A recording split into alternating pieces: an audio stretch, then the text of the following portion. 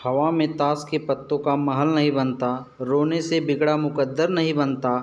तमन्ना रखो समुद्र की गहराई मापने की, क्योंकि समुद्र के किनारे बैठने से कोई सिकंदर नहीं बनता। हेलो दोस्तों, नमस्कार। मैं अखिलेश कुमार हाजिर हूँ आपके बीच में स्टडी एजुकेशन 85 चैनल के माध्यम से।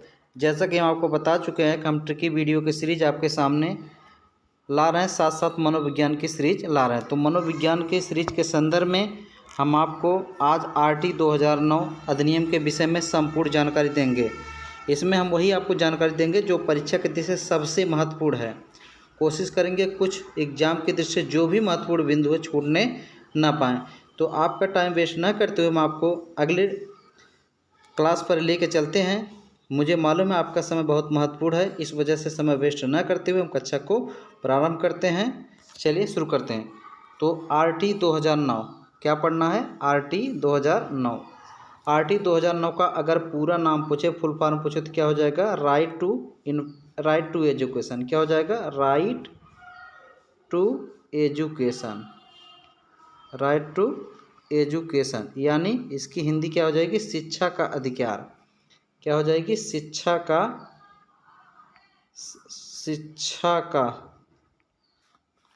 एक मिनट, इसकी हिंदी क्या हो जाएगी? शिक्षा का अधिकार। शिक्षा का अधिकार। शिक्षा का अधिकार अधिनियम 2009।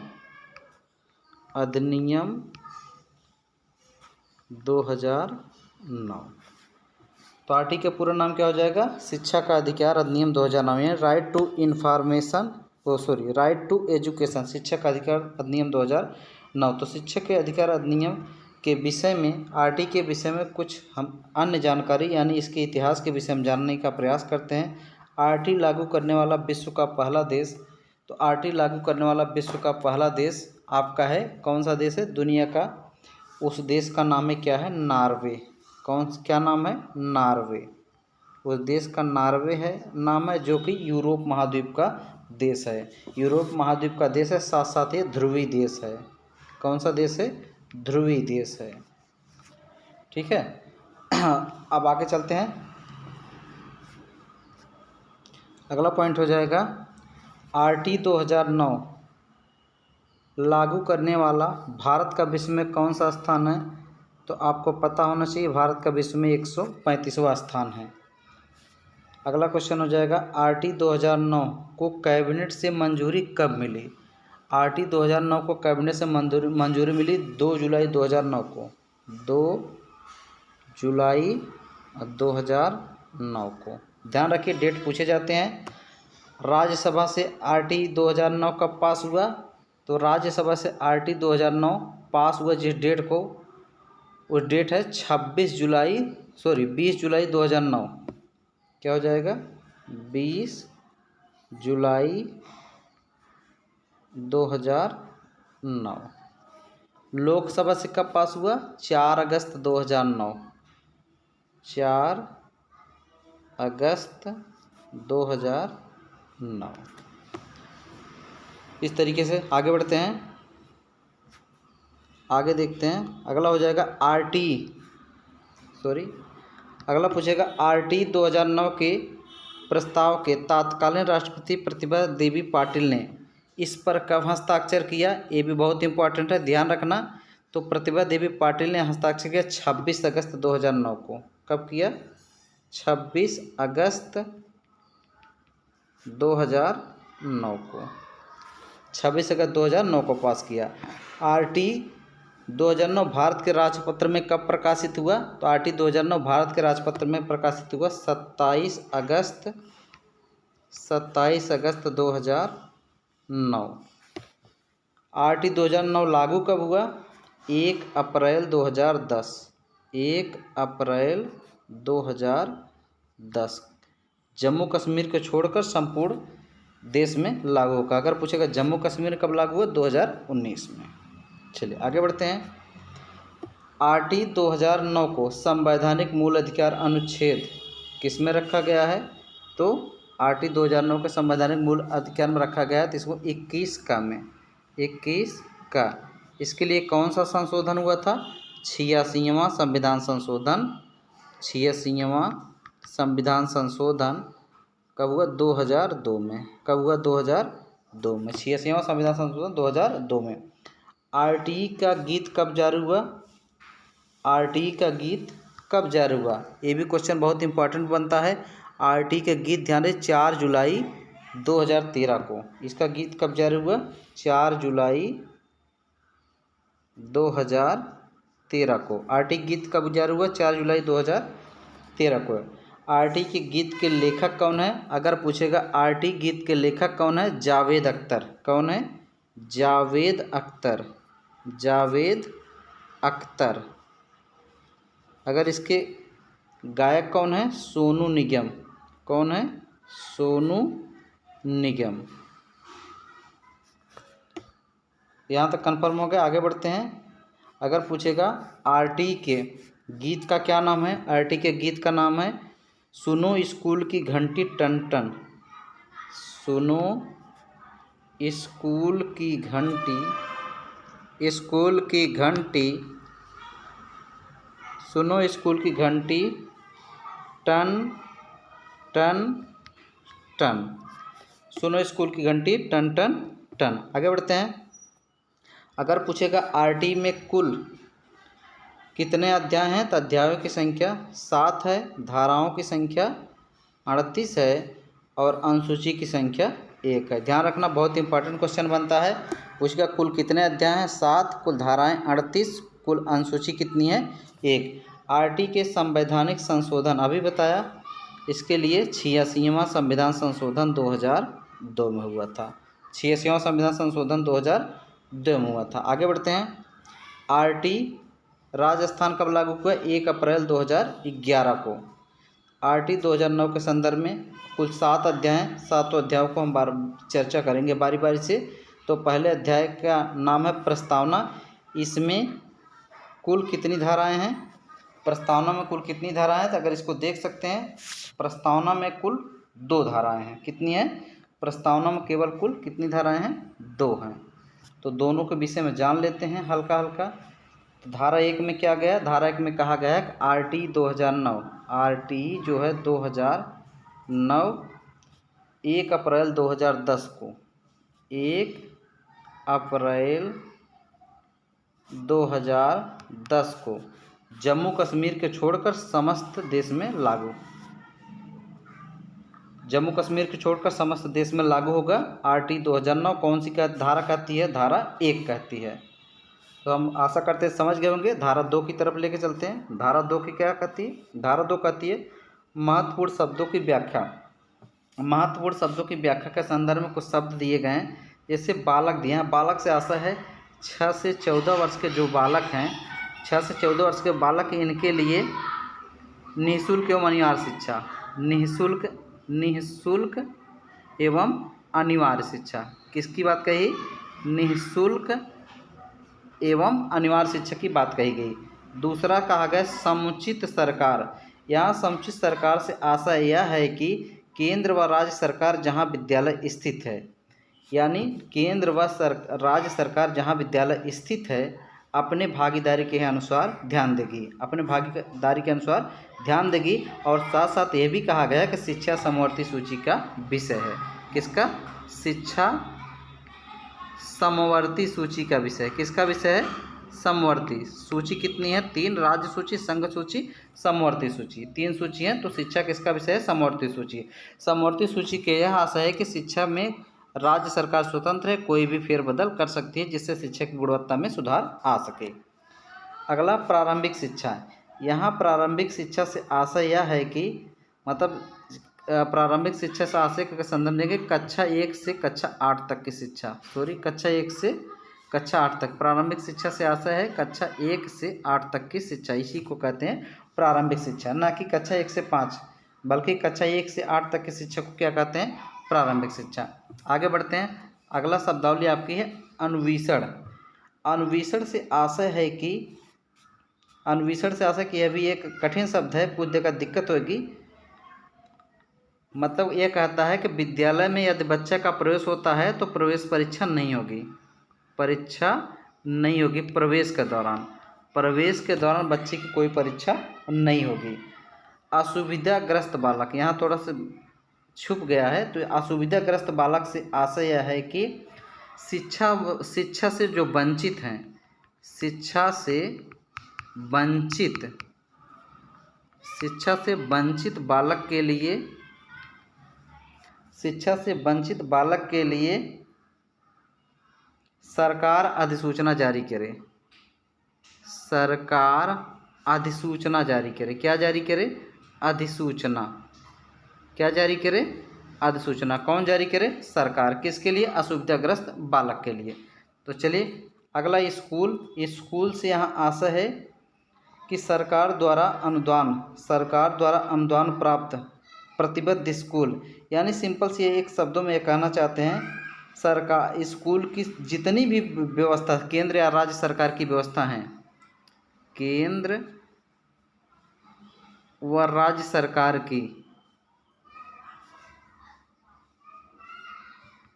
केंद्र व राज्य सरकार की व्यवस्था का लाभ बच्चों तक पहुंचाया जाए, वो भी स्कूल के माध्यम से। यहाँ ये हो गया।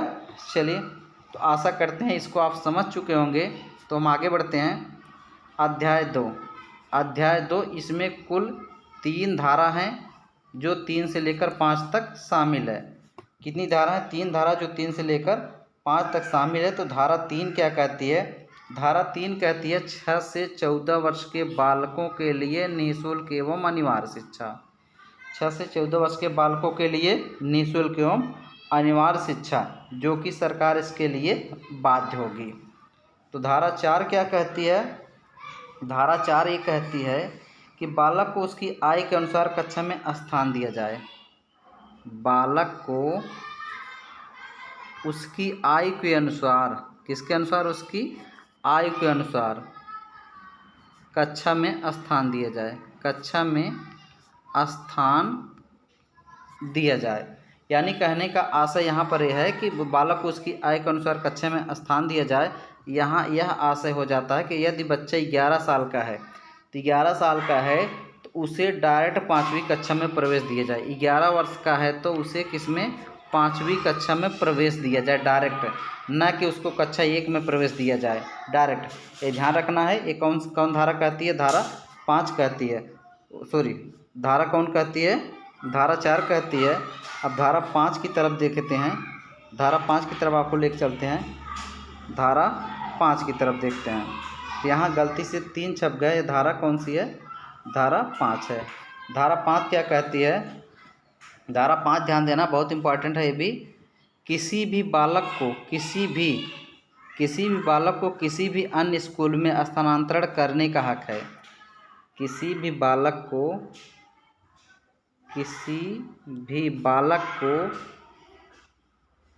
अन्य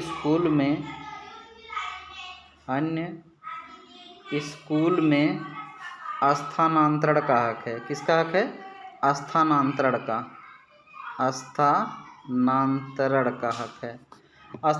का हक है। किसी भी बालक को किसी विद्यालय में स्थानांतरण का हक है यदि टीसी न दिए जाए, मतलब यदि टीसी न दिए जाने पर अनुशासनात्मक कार्रवाई हो सकती है। टीसी न दिए जाने पर अनुशासनात्मक कार्रवाई हो सकती है। तो चलिए, आशा करते ये भी समझ चुके होंगे। चलिए, अध्याय 3 समुचित सरकार, स्थानीय प्राधिकार, माता पिता के दायित्व, किस अध्याय में? अध्याय 3 में। अध्याय 3 में कुल कितनी धाराएं हैं? अध्याय 3 में कुल 6 धाराएं हैं, जो कि 6 से 11 तक शामिल हैं। तो चलिए इसके विषय में देख लेते हैं। धारा 6 क्या कहती है? धारा 6 ध्यान दीजिए। धारा 6 कहती है बच्चे के घर से स्कूल की दूरी 1 किलोमीटर। बच्चे के घर से प्राथमिक की दूरी, किसकी दूरी? प्राथमिक की दूरी 1 किलोमीटर और उच्च प्राथमिक दूरी 3 किलोमीटर होनी चाहिए। बच्चे घर से विद्यालय की दूरी इससे ज़्यादा नहीं होनी चाहिए। धारा कौन कहती है? धारा 6 कहती है। तो धारा 7 के विषय में जानते हैं। धारा 7 क्या कहती है? धारा 7 भी बहुत इंपॉर्टेंट है, ध्यान रखिए। धारा 7 जो कहती है, धारा 7 बहुत इंपॉर्टेंट इधर है। केंद्र व राज्य सरकार, कौन? केंद्र केंद्र व राज्य सरकार शिक्षा पर, केंद्र व राज्य सरकार शिक्षा पर 60:40 के अनुपात में खर्च करेंगे। 60:40 के अनुपात में, यानी 60% केंद्र सरकार खर्च करेगी शिक्षा पर और 40% राज्य सरकार करेगी।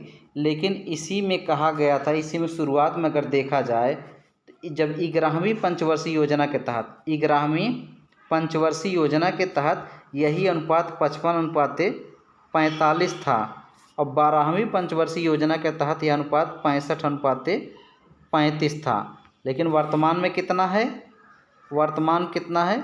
वर्तमान में अभी बता दिए आपको 60:40 है। ध्यान रखिए, बहुत इंपॉर्टेंट क्वेश्चन बनता है इससे। अब चलिए धारा 8 देखते हैं। धारा 8 क्या कहती है? धारा 8 भी बहुत इंपॉर्टेंट है। धारा 8 ध्यान रखिए कि समुचित सरकार के कर्तव्य, यानी जो सरकार समुचित सरकार के कर्तव्य की बात करता है कि धारा 8 क्या कहता है? समुचित सरकार के कर्तव्य, समुचित सरकार के कर्तव्य। ध्यान रखिए, धारा 8 क्या कहता है? समुचित सरकार के कर्तव्य, यानी कहने का मतलब जैसे बालकों की शिक्षा की उपलब्धता, विद्यालय की उपलब्धता, भवन यानी प्रशिक्षण पाठ्यक्रम व समस्त कार्यों का नियंत्रण समुचित सरकार करेगी। चलिए धारा 9 के विषय में जान लेते हैं। धारा 9 क्या कहती है? धारा 9 भी बहुत इंपॉर्टेंट है। ध्यान रखिए, स्थानीय सरकारी के कर्तव्य और स्थानीय निकायों का कर्तव्य, यानी स्थानीय सरकार का कर्तव्य, स्थानीय सरकार और स्थानीय निकाय का कर्तव्य। किसका? स्थानीय सरकार और स्थानीय निकाय का कर्तव्य, यानी पंचायती राज व्यवस्था के अनुसार जो स्थानीय सरकार और स्थानीय निकाय की व्यवस्था की गई, उनके कर्तव्य का वर्णन किसमें है? तो धारा 9 में है। आगे बढ़ते हैं, धारा 10 जानते हैं। धारा 10 देखते हैं। धारा 10 क्या है? तो धारा 10 भी बहुत इंपॉर्टेंट है। ध्यान रखिए, धारा 10, प्रत्येक माता पिता व अभिभावक का कर्तव्य होगा वे बालक को स्कूल प्रारंभिक शिक्षा दिलाएं। इसमें क्या है? माता पिता का दायित्व, माता पिता का दायित्व बालक को शिक्षा दिलवाएं। किसमें बात कही है? धारा 10 में। भी इम्पॉर्टेंट है। धारा 11 देखते हैं। धारा 11 क्या कहती है? कि 3 से 6 वर्ष के बच्चों की विद्यालय पूर्व शिक्षा आंगनबाड़ी में व्यवस्था की जाए, यानी 3 से 6 वर्ष के बालक को आंगनबाड़ी में शिक्षा दिया जाए। किसमें? आंगनबाड़ी में शिक्षा दिया जाए। 3 से 6 वर्ष के बालकों को किसमें दिया जाए? आंगनबाड़ी में शिक्षा दिया जाए। चलिए आगे बढ़ते हैं। अगला आपका अध्याय 4, विद्यालय व शिक्षक के दायित्व। विद्यालय व शिक्षक के दायित्व अगर पूछेगा, इसमें कुल 17 धारा हैं, जो कि 12 से 28 तक पूछेगा। आरटी 2009 के जो 7 अध्याय हैं, 7 अध्याय में सबसे बड़ा अध्याय कौन सा है? चौथा अध्याय है, जो कि विद्यालय व शिक्षक के दायित्व से संबंधित है। चलिए इसके विषय में एक एक करके जानते हैं। इसके विषय में थोड़ा ध्यान से पढ़ना चाहिए। धारा 12 क्या कहती है? धारा 12 बहुत इंपॉर्टेंट है कि निजी विद्यालयों की 25% सीटें आरक्षित की जाए। निजी विद्यालयों की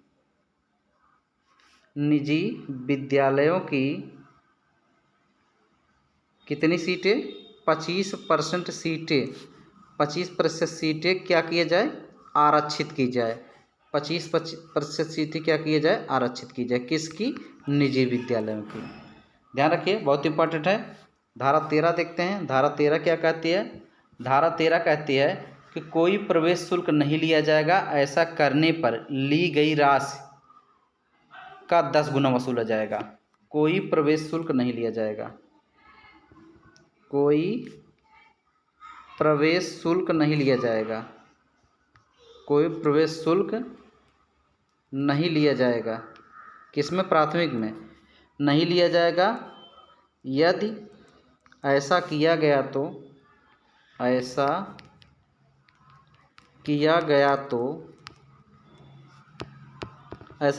कितना वसूला जाएगा? ध्यान रखिए, दी गई राशि का अधिक से अधिक वसूला जा सकता है। चलिए धारा 14 हो गया, धारा 13 हो गया। धारा 14 की तरफ लेके चलते हैं। धारा 14 क्या कहती है? आयु प्रमाण पत्र न होने पर भी प्रवेश दिया जाए। आयु प्रमाण पत्र न होने पर भी प्रवेश दिया जाए। प्रवेश दिया जाए। आ प्रमाण पत्र न होने पर भी प्रवेश दिया जाए। धारा कौन सी कहती है? धारा 14 कहती है। धारा 15 के विषय में जानते हैं। धारा 15 क्या कहती है? धारा 15 भी महत्वपूर्ण है, मतलब निर्धारित अवधि। यानी क्या कहती है? निर्धारित अवधि। निर्धारित अवधि के बाद भी प्रवेश दिया जाए। के बाद भी प्रवेश दिया जाए। प्रवेश दिया जाए। निर्धारित अवधि के बाद प्रवेश दिया जाए। कौन सी धारा कहती है? धारा 15 कहती है। तो धारा 16 के विषय में जानते हैं। धारा 16 क्या कहती है? ये भी बहुत इंपॉर्टेंट है, ध्यान रखिए। धारा 16 कहती है अवरोधन एवं निष्कासन पर रोक लगाया जाए। अवरोधन एवं निष्कासन पर। अवरोधन एवं निष्कासन पर रोक लगाया जाए। रोक लगाया जाए। अवरोधन एवं निष्कासन पर रोक लगाया जाए। अवरोधन से तात्पर्य यह है कि बार बार उनको किसी एक ही कक्षा में न रोका जाए और उनको पास करके आगे कक्षा में बढ़ाया जाए, उस पर भी प्रतिबंध न लगाया जाए। यही है अवरोधन का मतलब, बार बार किसी कक्षा में उनको रोका न जाए और उनको विद्यालय से बेवजह निकाला न जाए। चलिए अगला देखते हैं। धारा 17 क्या कहती है? धारा 17 भी इम्पॉर्टेंट है। धारा 17 ध्यान रखिए। धारा 17 किसी भी प्रकार की मानसिक या शारीरिक प्रताड़ना पर रोक, मतलब बच्चों को क्या कहती है? बच्चों को किसी भी मानसिक या शारीरिक प्रताड़ना पर रोक है। प्रताड़ना पर रोक। ऐसा करने पर कम से कम 3 माह की जेल हो सकती है। ऐसा करने पर 3 माह की जेल हो सकती है, ध्यान रखिए। धारा 17 हो गया। धारा 18 देखते हैं। धारा 18 क्या कहती है? धारा 18 भी महत्वपूर्ण है। देखिए क्लास थोड़ा लंबी हो जाएगी दोस्तों, क्योंकि पूरा कवर करने का प्रयास कर रहे हैं। तो धारा 18 कहती है किसी मान्यता प्राप्त स्कूल चलाने पर रोक। किसी मान्यता के स्कूल चलाने पर रोक, यानी बिना मान्यता के स्कूल चलाने पर रोक। बिना मान्यता के स्कूल चलाने पर रोक। स्कूल चलाने पर रोक। बिना मान्यता के स्कूल चलाने पर रोक। धारा हो गया। इसके बाद आगे देखते हैं। धारा 19 क्या कहती है? धारा 19 जान लेते हैं। धारा 19 भी इम्पोर्टेंट है। धारा 19 कहती है विद्यालय के मान व मानदंड। विद्यालय के मान व मानदंड की बात करता है। क्या है? विद्यालय के मान व मानदंड किसकी बात करती है? विद्यालय के मान व मानदंड की बात करती है। कौन सी धारा? धारा 19। यानी कहने का ये मतलब है, ये कहती है कि विद्यालय के मानक जो विद्यालय पूर्व स्थापित हैं उसे 3 वर्ष में पूरे करने होंगे। जैसे भवन, खेल मैदान, पृथक शौचालय व पानी की व्यवस्था, 4 दीवारी, पुस्तकालय, कार्यालय कक्ष, रसोई घर इत्यादि। इतना हम बोल रहे हैं, आप लिख भी सकते हैं। फिर से हम बोल दे रहे हैं, विद्यालय के मानक जो विद्यालय पूर्व स्थापित हैं उसे 3 वर्ष में पूरे करने होंगे। जैसे भवन, खेल मैदान, पृथक शौचालय व पानी की व्यवस्था। ये सारी व्यवस्था कौन सी कहती है? धारा 19 कहती है। धारा 20 क्या कहता है? धारा 20 ध्यान लीजिए। धारा 20 है केंद्र सरकार अधिसूचना द्वारा किसी भी मानक में परिवर्तन कर सकेगा। केंद्र सरकार क्या करा? केंद्र सरकार सूचना द्वारा, किसके द्वारा? सूचना के द्वारा परिवर्तन कर सकता है। परिवर्तन कर सकता है। किसके द्वारा? सूचना के द्वारा। तो धारा 21 क्या कहती है? धारा 21 जान लेते हैं। धारा 21 मतलब जैसे स्कूल प्रबंधन समिति के 16 सदस्य होंगे। स्कूल प्रबंधन समिति में कितने सदस्य होंगे? 16 सदस्य होंगे। 21 कहती है स्कूल प्रबंधन समिति में कितने सदस्य होंगे? 16। तो धारा 22 क्या कहती है? 22 के विषय में जान लेते हैं। 22 भी इम्पोर्टेंट है। विद्यालय विकास योजना द्वारा बनाई जाएगी। विद्यालय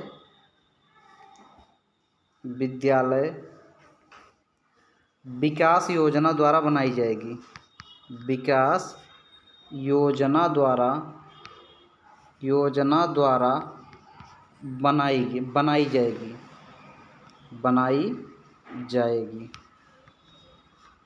विकास योजना द्वारा बनाई, यानी कहने का मतलब यह 3 वर्षीय होगी, जिसमें 3 वार्षिक उपयोजना भी शामिल होगी। धारा 22 यही कहती है।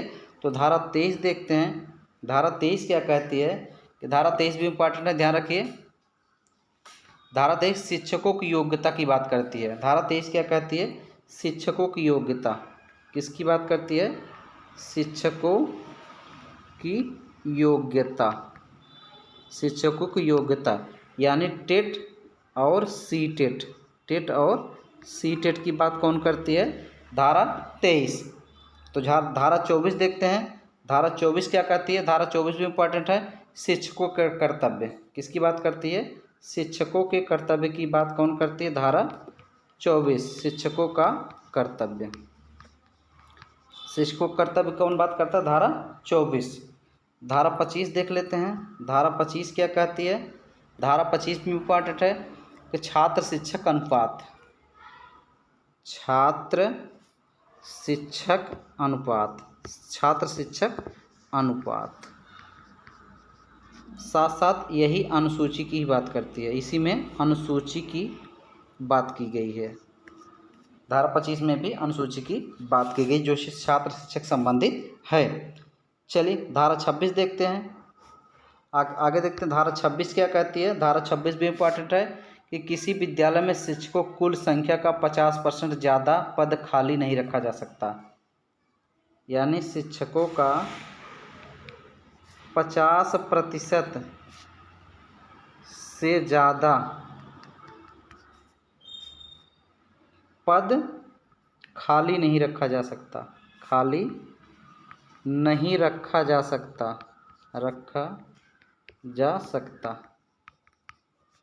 किसी विद्यालय में 50% से अधिक शिक्षकों का पद खाली नहीं रखा जा सकता है। कौन सी धारा कहती है? धारा 26 कहती है। तो धारा 27 के विषय में जान लेते हैं। धारा 27 क्या कहती है? धारा 27 पर है चुनाव जनगणना एवं आपदा। चुनाव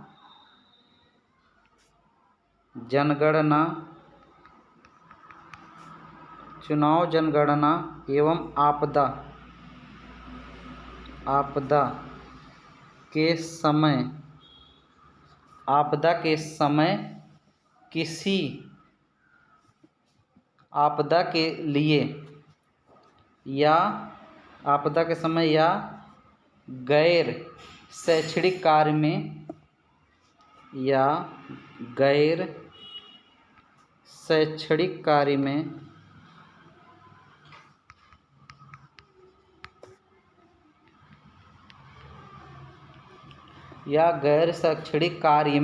नहीं लगाया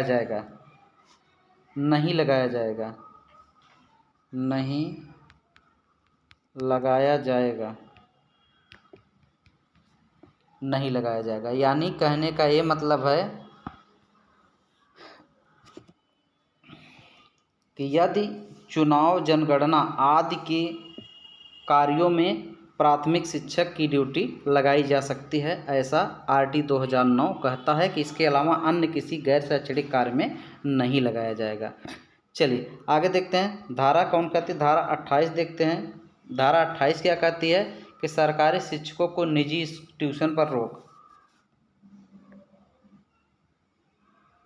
सरकारी शिक्षकों को निजी ट्यूशन पर रोक। निजी ट्यूशन पर रोक, ट्यूशन पर रोक कौन कहता है? 28 कहती है। अगला धारा 5 अध्याय 5 में आते हैं, प्रारंभिक शिक्षा का पाठ्यक्रम। इसमें कुल 2, 29 और 30। तो धारा 29 क्या कहती है? धारा 29 जान लीजिए, मूल्यांकन एवं पाठ्यक्रम के नियम की बात करता है। किसकी बात करता है? मूल्यांकन एवं पाठ्यक्रम के नियम, पाठ्यक्रम के नियम, यानी बच्चों का मूल्यांकन कैसे किया जाए और उनमें कौन कौन से पाठ्यक्रम समाहित किया जाए, इसकी बात कौन करता है? कि धारा 29 कहती है। तो धारा 30 क्या कहती है? धारा 30 देख लेते हैं। धारा 30 भी इम्पॉर्टेंट है, ध्यान रखिए। धारा 30 कहती है कक्षा 8 तक किसी को फेल न किया जाए। कक्षा 8 तक किसी को फेल न किया जाए। कक्षा 8 तक किसी को फेल न किया जाए, फेल न किया जाए। कक्षा 8 तक किसी को फेल न किया जाए, धारा कौन कहती है? धारा 30 कहती है। अध्याय 6 में चलते हैं। अध्याय 6 बालक के अधिकारों का संरक्षण। अध्याय 6 बालक के अधिकारों का संरक्षण, धारा 31 क्या कहती है? धारा 31 ध्यान लीजिए, बच्चों को वही अधिकार प्राप्त होंगे जो बाल अधिकार संरक्षण अधिनियम 2009 में दिए गए हैं। यानी बालक को वही अधिकार मिलेंगे, बालक को वही अधिकार मिलेंगे, वही अधिकार मिलेंगे, अधिकार मिलेंगे जो बाल अधिकार संरक्षण, बाल अधिकार संरक्षण, अधिकार संरक्षण, अधिकार संरक्षण 2005 में दिए गए हैं, 5 में दिए गए हैं। बालक को वही अधिकार मिलेंगे जो बाल अधिकार संरक्षण 2005 में दिए गए, कौन कहती है? धारा 31 कहती है। तो धारा 32 की तरफ देख लेते हैं। धारा 32 क्या कहती है? धारा 32 कहती है कि बालक से जुड़ी किसी समस्या को सक्षम अधिकारी की अनुमति पर 3 माह के भीतर निपटाया जाए। यानी बालक की समस्या 3 माह के भीतर निपटाया जाए। 3 माह के भीतर, 3 माह के भीतर निपटाया जाए। क्या किया जाए? निपटाया जाए। कौन कहती है? धारा 32 कहती है। तो धारा 33 देखते हैं। धारा 33 क्या कहती है? धारा 33 में इम्पॉर्टेंट है, राष्ट्रीय सलाहकार परिषद का गठन किया जाए। राष्ट्रीय सलाहकार परिषद का गठन किया जाए। राष्ट्रीय सलाहकार परिषद का गठन किया जाए। किसका गठन किया जाए? परिषद का गठन किया जाए। राष्ट्रीय सलाहकार परिषद का गठन किया जाए। धारा कौन कहती है? धारा 33 कहती है। धारा 34 क्या कहती है? सेम इसी के हिसाब से है कि राज्य सलाहकार परिषद का गठन किया जाए। किसका? राज्य सलाहकार परिषद का गठन किया जाए। परिषद का गठन किया जाए। राज्य सलाहकार परिषद का गठन किया जाए। धारा 35 हो गया। आगे बढ़ते हैं। अगला आपका लास्ट अध्याय है, अध्याय 7 अनुच्छेद 35 से 38। इसमें देखना है धारा 35 क्या कहती है। धारा 35 भी इम्पॉर्टेंट है, केंद्र व राज्य सरकार मार्गदर्शन सिद्धांत जारी करे। केंद्र व राज्य सरकार, केंद्र व राज्य सरकार मार्गदर्शन सिद्धांत जारी करे। मार्गदर्शन सिद्धांत जारी करे। मार्ग सिद्धांत जारी करे। ध्यान रखें, नोट भी करना है आपको। कौन कहता है? धारा 35 कहती है। धारा 36 देखते हैं। धारा 36 क्या कहती है? धारा 36 भी समझा लीजिए। धारा 36 भी इम्पॉर्टेंट है, शिकायत मिलने पर कोई कार्रवाई करने से पहले, शिकायत मिलने पर कोई कार्रवाई करने से पहले अधिकारी की अनुमति लें। शिकायत मिलने पर कार्यवाही करने से पूर्व अधिकारी की अनुमति लेना। किसकी? अधिकारी की अनुमति। ध्यान रखना है, किसकी अनुमति? अधिकारी की अनुमति लें। कौन लेगा? जिसके पास शिकायत आएगी। चलिए ध्यान रखिए, 36 हो गया। धारा 37 देखते हैं। धारा 37 भी इम्पोर्टेंट है। धारा 37 केंद्र राज्य केंद्र सरकार सक्षम अधिकारी सलाहकार परिषद के सदस्यों के खिलाफ रिट दायर नहीं कर सकते। यानी राज्य व केंद्र सरकार क्या कर रहा है? राज्य एक मिनट दोस्तों, राज्य व केंद्र सरकार सक्षम अधिकारी के खिलाफ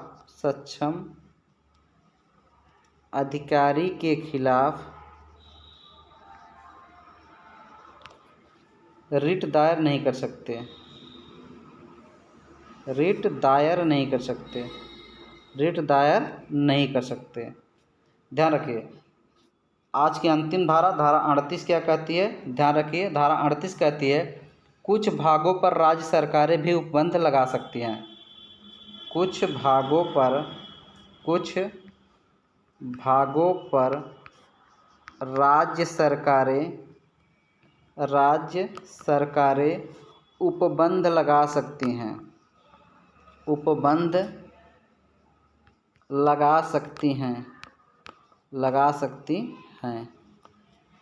भागों पर उपबंध लगा सकती हैं। आगे बढ़ते हैं। ध्यान रखना, संविधान में आरटी 2009 में कुल 1 अनुसूची, 38 धारा और 7 अध्याय हैं। तो धारा और अध्याय को हम लोग ध्यान दे दिए। अब अनुसूचियों के विषय में जान लेते हैं।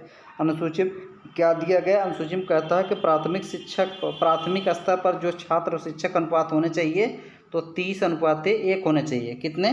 30:1, यानी 30 छात्र पर 1 शिक्षक का। 60 पर 2, 60 से 90 पर 3, 90 से 120 पर 4 शिक्षक, 120 से 200 तक कितने होंगे? 5 शिक्षक हो सकते हैं।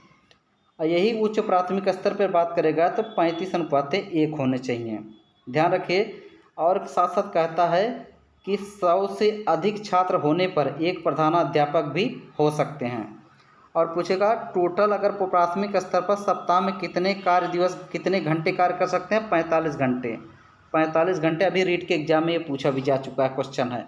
ध्यान रखिए, अगर पूछेगा प्राथमिक स्तर पर कुल वर्ष में 200 दिवस काम करना होगा और कुल 800 घंटे काम करना होगा। यही अगर कह रहा है कि यही उच्च प्राथमिक स्तर पर कितने 220 दिवस और कितने घंटे?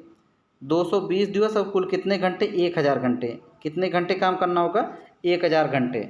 तो ध्यान रखिए, इस तरीके से हमने आरटी 2009 के संपूर्ण तथ्यात्मक जानकारी का अध्ययन कर लिया। इसी तरीके से अच्छे वीडियोज पाने के लिए हमारे साथ जुड़े रहें तथा कोई भी समस्या अगर हमसे हो रही है तो कमेंट के माध्यम वो जानकारी ज़रूर दें। आज के लिए बस इतना ही। आपका दिन मंगलमय हो। धन्यवाद।